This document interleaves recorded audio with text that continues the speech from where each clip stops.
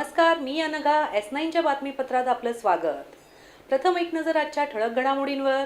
महागाईचा उडणार आणखी भडका. पेट्रोल ₹1.69 तर डिझेल 50 पैशांनी महागले.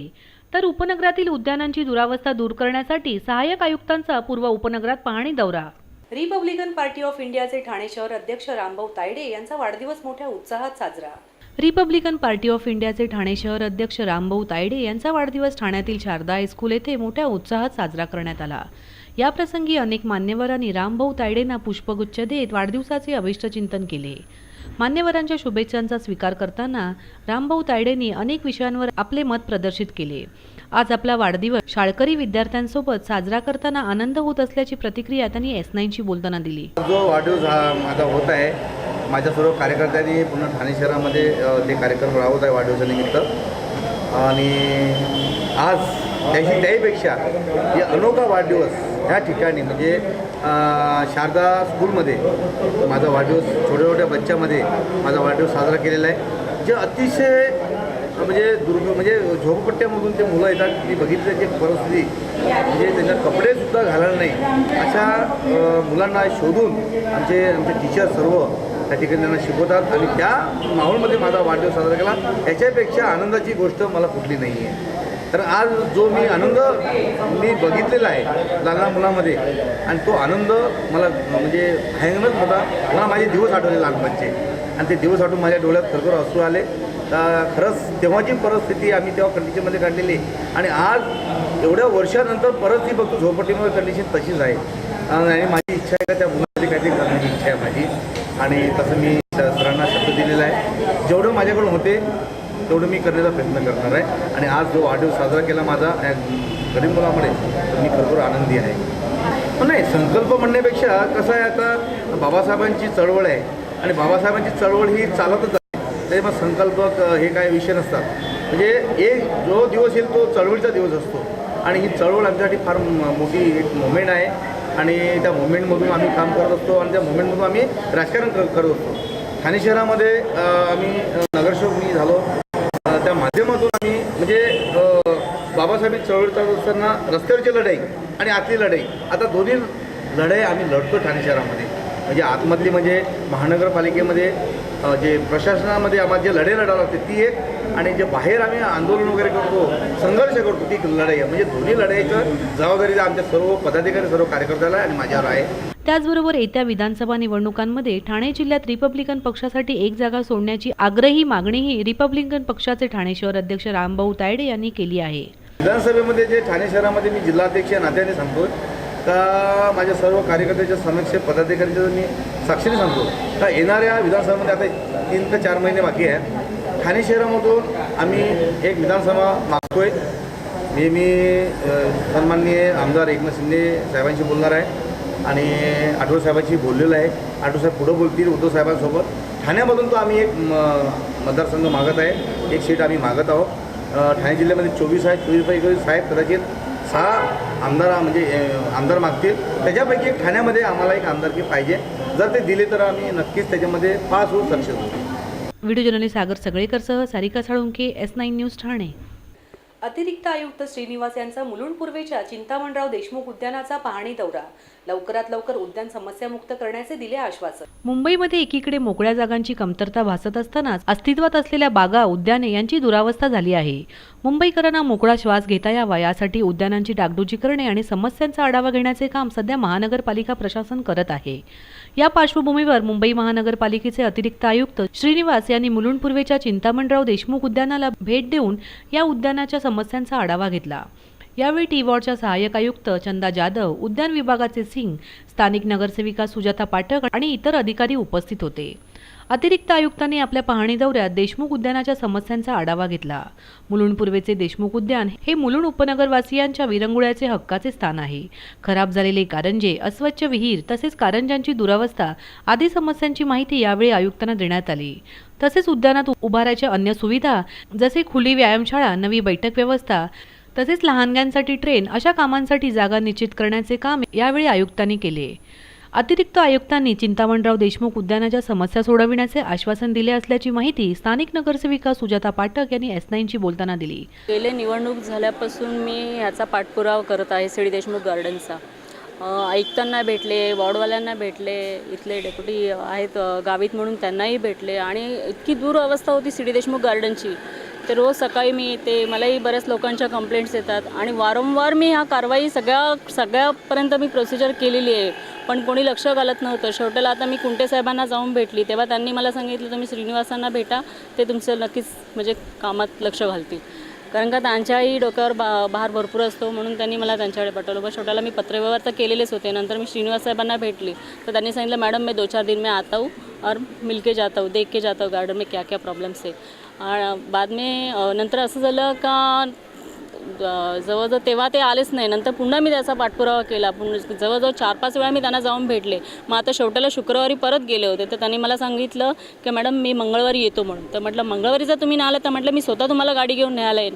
कारण का तिकडच्या पण लोकांच्या काहीतरी वेदना आहेत. म्हणजे खूप इतकं मोठं प्रचंड गार्डन आहे आणि जितक्या वर्षापासून ते गार्डन झालेलं आहे त्यापासून त्या गार्डनमध्ये कोणीही लक्ष घातलेलं नाही आहे. तर मला फार त्रास होतो त्या गोष्टी बघून. म्हणजे तिकडचं एवढं मोठं गार्डन आहे, एवढी सकाळी पहाटे लोक वॉकला येतात, 2-2.5 हजार लोक येतात तिथे वॉकसाठी. नागरिकांचा म्हणजे संवाद खूप चांगला आहे इथे. आणि दुसरी गोष्ट म्हणजे आता मी जवळजवळ 26 कामं दिलेली आहेत. एक स्कॅटिंगचं दिलेलं आहे, रेल्वे इंजिनचं दिलेलं आहे. जे फाउंटन सगळे खराब झालेले आहेत, त्या फाउंटनचे नोजर खराब आहेत, काही पंप खराब आहेत. विहीर पण कित्येक वर्षापासून साफ केलेली नाही, तर विहिरीसाठी पण मी फंड स्वतः आणलेला आहे. तोही मी दिवाळीपर्यंत विहिरीचं काम करून घेणार आहे. आणि बऱ्यापैकी हे सगळं जी कंपाऊंड वॉल आहे गार्डनची ती तर पूर्ण दयनीय अवस्थेत होती, पूर्ण पडली होती. तर त्याचं मी माझं स्वतः फंड देऊन मी सगळं रिपेअर करून घेतलेलं आहे. कलरही करून घेतलेलं आहे, तेही मी आता साहेबांना सांगितलेलं आहे. कारण का आतमधली स्टील पूर्ण खराब झालेली आहे. गेटचंही काही सांगू शकत नाही, गेटलाही काहीतरी नवीन लुक द्या, अशा सगळ्या गोष्टींची मी मागणी केलेली आहे. आता बघूया ते कधीपर्यंत त्याचा पाठपुरावा करतील, पण मला अपेक्षा आहे त्यांच्याकडे काहीतरी काम होईल असं. तर जवळजवळ तरीसुद्धा आज मला वाटते 5-6 महिने तरी जातीलच. आता तर नवीन फंड आता 14-15चा येईल, त्याच्यामध्ये तर मी खूप मागणी केली आहे, पण आता त्यांच्या परीने ते काय करतात ते बघूया. व्हिडिओ जर्नलिस्ट योगेश मुळावडेसह कौस्तुभ दरवेस, S9 न्यूज, मुंबई. S9च्या बातमीपत्रात वेळ झाली अल्पशा विश्रांतीची.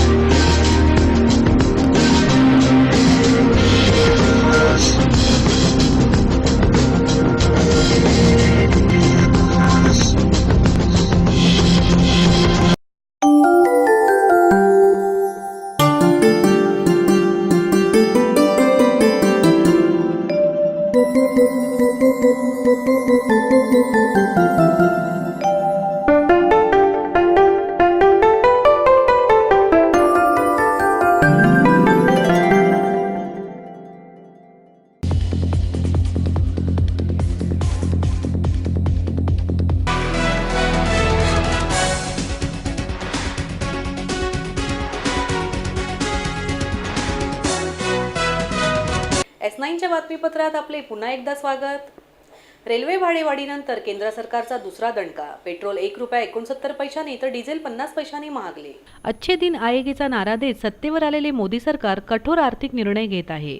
इराकमधील यादवी युद्धाच्या पार्श्वभूमीवर कच्च्या तेलाच्या किमतीत आंतरराष्ट्रीय पातळीवर भाववाढ होत असल्याने केंद्र सरकारने पेट्रोलच्या दरात प्रति लिटर ₹1.69 तर डिझेलच्या दरात 50 पैशांची वाढ केली आहे. आंतरराष्ट्रीय तेल बाजारात अनिश्चिततेचे वातावरण असल्याने कच्च्या तेलाच्या दरात प्रति बॅरल $5ची वाढ झाल्याने तेल कंपन्यांवरील आर्थिक बोजा वाढत आहे. त्यामुळेच कंपन्यांना ही दरवाढ करणे भाग पडले आहे. एरवी पेट्रोल दरवाढी विरुद्ध संतप्त प्रतिक्रिया देणारे सर्वसामान्य मोदींच्या स्वच्छ प्रतिमेमुळे दरवाढीचे समर्थन करताना दिसून येत आहेत. तसेच काँग्रेस सरकारने केलेला भ्रष्टाचार निवारण्यासाठी ही वाढ आवश्यक असल्याचेही सर्वसामान्य नागरिकांचे म्हणणे आहे. काही प्रमाणात तरी चाललेत त्यांचे प्रयत्न. म्हणूनच अजून त्यांना सक्सेस व्हायला वेळ लागेल. एवढ्याच काय त्यांच्याकडून फार मोठी अपेक्षा करणं पण चुकीचं आहे. बरोबर आहे. पूर्वीच्या ज्या गव्हर्नमेंटने जे हे करून ठेवलेले आहेत, खड्डे करून ठेवलेले आहेत, ते भरायला यांना आता कुठेतरी थोडाफार प्रमाणात वेळ द्यावाच लागला. लगेच त्यांच्याकडूनही मोठ्या अपेक्षा करणं पण चुकीचं होईल. हळूहळू आता रुटीनला येतात. व्हिडिओ जर्नलिस्ट सागर सगळेकरसह सारिका साळुंके, S9 न्यूज ठाणे. महाराष्ट्रात दलितांवर होणाऱ्या अत्याचारांवर उपाययोजना करण्यासाठी मुलुंडच्या कालिदास नाट्यगृहामध्ये चर्चासत्राचे आयोजन. पुरोगामी विचारांचा वारसा असणाऱ्या महाराष्ट्रात दलितांवर होणाऱ्या अत्याचारात वाढ होत आहे. ही बाब महाराष्ट्राला खचितच भूषणवाह नाही. महाराष्ट्राच्या माथी लागलेल्या दलितांवरील अत्याचाराचा कलंक पुसण्यासाठी मुलुंडच्या कालिदास नाट्यगृहात एका चर्चासत्राचे आयोजन करण्यात आले होते. या चर्चासत्रात सामाजिक चळवळीत काम करणारे अनेक मान्यवर सहभागी झाले होते. या चर्चासत्रात सत्यशोधक ओबीसी परिषदेचे हनुमंत उपरे, विद्रोही सांस्कृतिक चळवळीचे आयुक्त पार्थ पोळके, ज्येष्ठ पत्रकार मधू कांबळे, ज्येष्ठ विचारवंत सुनील कदम आदी मान्यवरांनी आपली मते मांडत महाराष्ट्रात दलितांवर होणारे अन्याय अत्याचार रोखण्यासाठी विविध उपाय सुचविले. व्हिडिओ जर्नलिस्ट सागर सगळेकरसह कौस्तुभ दरवेस, S9 न्यूज, मुंबई. S9च्या बातमीपत्रात वेळ झाली अल्पशा विश्रांतीची.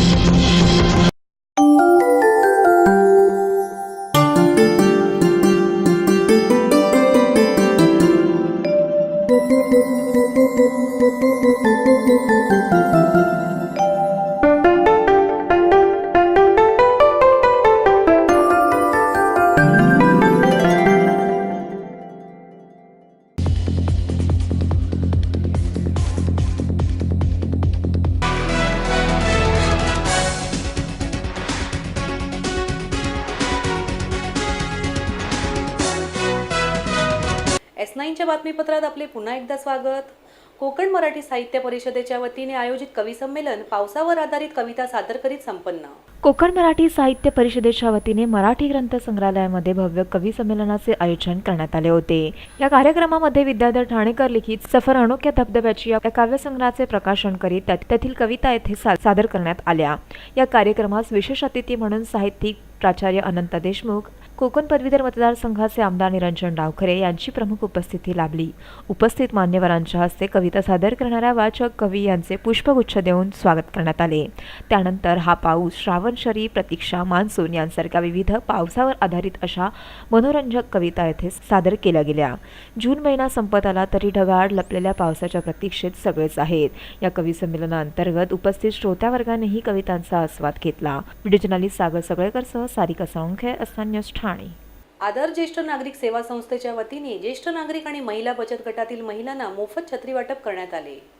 ज्येष्ठ नागरिक तसेच महिलांना एकत्रित करून आधार ज्येष्ठ नागरिक सेवा संस्थेची स्थापना अशोक बोरीटकर यांनी केली आहे. या संस्थेअंतर्गत ज्येष्ठ नागरिक तसेच महिलांकरिता विविध योजना राबविल्या जात आहेत.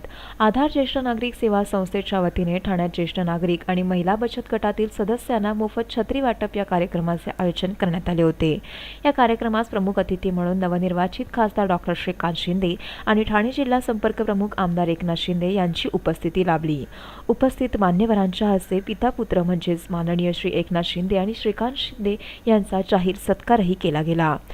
तसेच स्थानिक नगरसेवक अशोक वैती, कल्याण जिल्हा संपर्क प्रमुख गोपाळ लांडगे, महापौर हरिश्चंद्र पाटील, महिला आघाडीच्या सरिता पालांडे आणि स्थानिक नगरसेविका प्रभा बोरीटकर याही मंचावर उपस्थित होत्या.